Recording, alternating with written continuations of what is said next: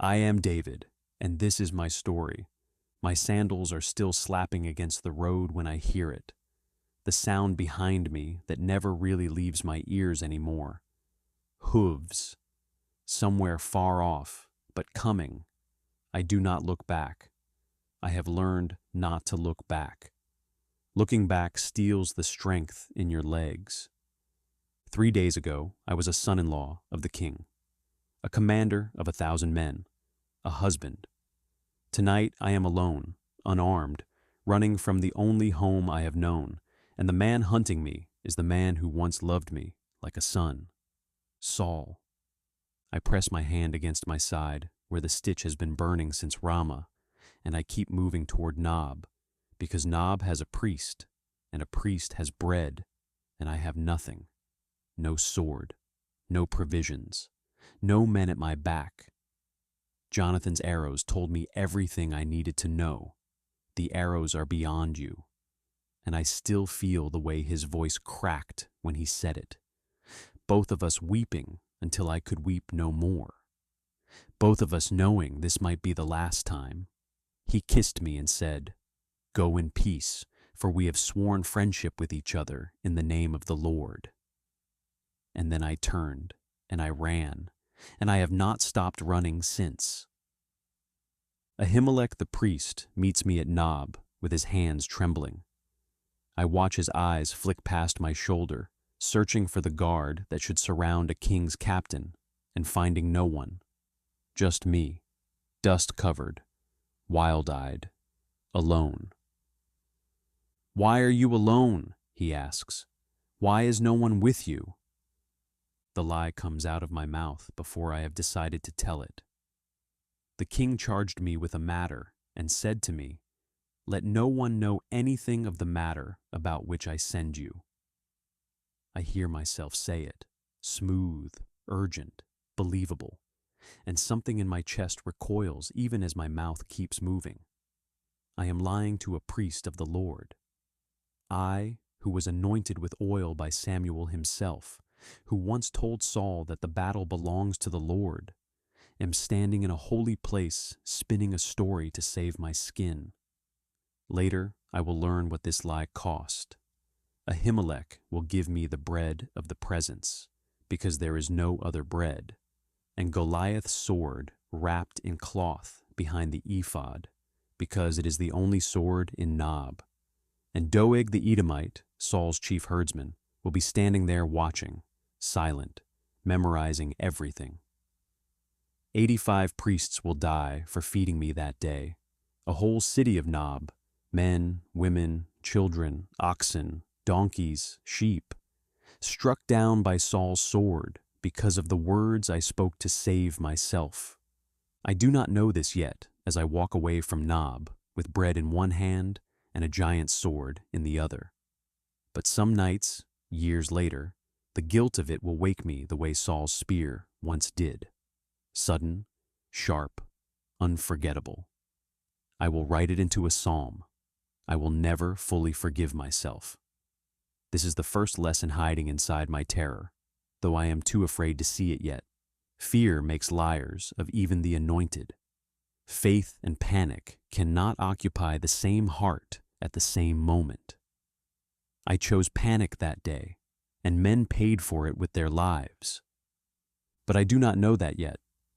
What I know, walking away from Nob with the sword of the Philistine champion strapped strangely across my own back, is that I am still being hunted, and I have nowhere to go that Saul's men will not think to look.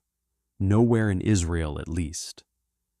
So I do something that still makes my stomach twist to remember it. I go to Gath. Gath, the city of Goliath, the Philistine stronghold whose champion I killed with a stone and a sling while the armies of Israel watched. I walk toward the last place on earth that should ever welcome me, because it is the only place Saul would never think to search. Who would be foolish enough to run into the enemy's mouth? I am that foolish. Fear does that. It narrows the world down until the only doors left open are the terrible ones. The gates of Gath rise up ahead of me in the fading light, stone and timber worn smooth by 1,000 years of Philistine hands, and I feel my heart hammering against Goliath's own sword, still strapped to my back, the same blade I used to cut off his head in the valley of Elah. I could not have chosen a more dangerous relic to carry into his own city if I had tried. The servants of Achish, king of Gath, recognize me before I have finished crossing the threshold. "Is not this David the king of the land?" one of them says, low to another, but not low enough. "Did they not sing to one another of him in dances? Saul has struck down his thousands, and David his 10,000s. The words hit me like cold water down my spine. I taste copper in my mouth. My hands go numb around the strap of the sword. There is nowhere to run. The gate is behind me. The city is around me, and I am standing in the throne room of a Philistine king with the blood song of Israel still ringing in his servants' ears. David, his 10,000s. They are not flattering me. They are condemning me. In this room, that song is not praise. It is a death sentence waiting to be signed. I feel it rising in me, the old terror, colder and heavier than anything Saul's spear ever made me feel, because Saul at least once loved me. These men have no reason to love me at all. I killed their champion. I am the reason their bravest son lies buried outside Gath, with his head taken from his shoulders. God, help me. There is no time for a long prayer. There is no time for anything but instinct. And in that instant, something in me, I will not pretend I understood it as wisdom then. It felt like drowning. Makes a decision before my mind fully catches up to it. I let my knees go loose. I let my jaw hang open. I stagger sideways and catch myself on the stone door frame like a man who cannot find his own balance. And I begin scratching marks into the wood of the gate doors with my fingernails, wild scrawling lines, the scribbling of a madman. I let spit run down into my beard and do not wipe it away. I let my eyes roll and my voice come out in moans and broken half words. Nothing that sounds like a king. Nothing that sounds like the man who slew Goliath. Only a raving, drooling fool that no self-respecting monarch would waste a blade on. The room goes still. I hear it before I see it. Achish's voice, disgusted, sharp with irritation rather than fear. "Look, you see the man is mad. Why then have you brought him to me? Do I lack madmen that you have brought this fellow to behave as a madman in my presence? Shall this fellow come into my house?" They put me out.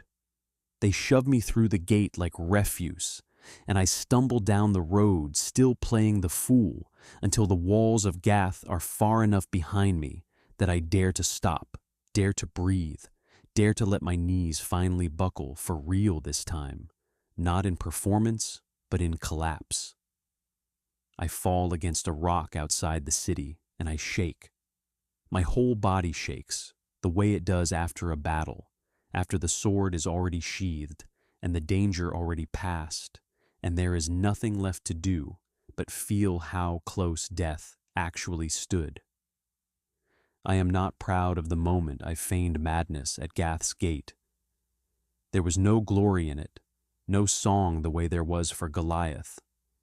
It is not a victory I would boast of around a fire. And yet, sitting there against that rock, spit still drying on my beard, heart still slamming, I understand something I could not have learned any other way. I did not save myself with cunning that day. I thought I did. I thought my quick thinking, my desperate acting, had bought my life back from the jaws of Gath. But years later, when I write the words down for the songs Israel will sing long after I am gone, I will remember it differently. I will write, "This poor man cried, and the Lord heard him and saved him out of all his troubles." Not I outsmarted them, not my cleverness saved me. The Lord heard, the Lord saved. My scrabbling on that gate was not the power that delivered me. It was simply the desperate, undignified vessel God chose to pour his deliverance through. That is the truth I carry away from Gath, more than the shame of drool on my beard or the sting of eyes that watched me play the fool. God does not need me composed, dignified, or brave to save me. He met me in my most broken, most humiliated, least kingly moment, sprawled and scratching at a stranger's door like an animal, and he was already there working deliverance before I even understood I needed it. I walk from Gath toward the cave of Adullam with the sword of Goliath still on my back and the taste of my own fear still on my tongue, and somewhere in the hills ahead of me, men broken like I am broken, in debt, in distress, discontented, will begin to gather to me, 400 of them, an army of the desperate, led by a king who once had to pretend to be mad just to stay alive. God was building something even in that. He always is. I did not feel like a king outside those gates. I felt like exactly what I was, a frightened man clinging to God with fingernails scraped raw, trusting that the same Lord who anointed me with oil in my Father's house had not abandoned me on a stranger's doorstep. He had not. He never does. A word for you before you go. Maybe you have never scratched at a gate like a madman, but you know what it is to feel exposed, to feel like the walls are closing in and the only doors left are terrible ones. Maybe fear has made you say things, do things, become someone you don't recognize when you look back. David's lowest, most undignified moment was not the end of his story. It was the doorway into deliverance he never could have engineered on his own. If you are in a place tonight where you feel foolish, afraid, or far from who God made you to be, take heart. The Lord does not wait for you to be composed before he saves you. He meets you exactly where you are, even sprawled at the gate, and he hears the cry you don't even have the strength to finish praying. If you have been blessed by this story, subscribe, like, and share it with a friend.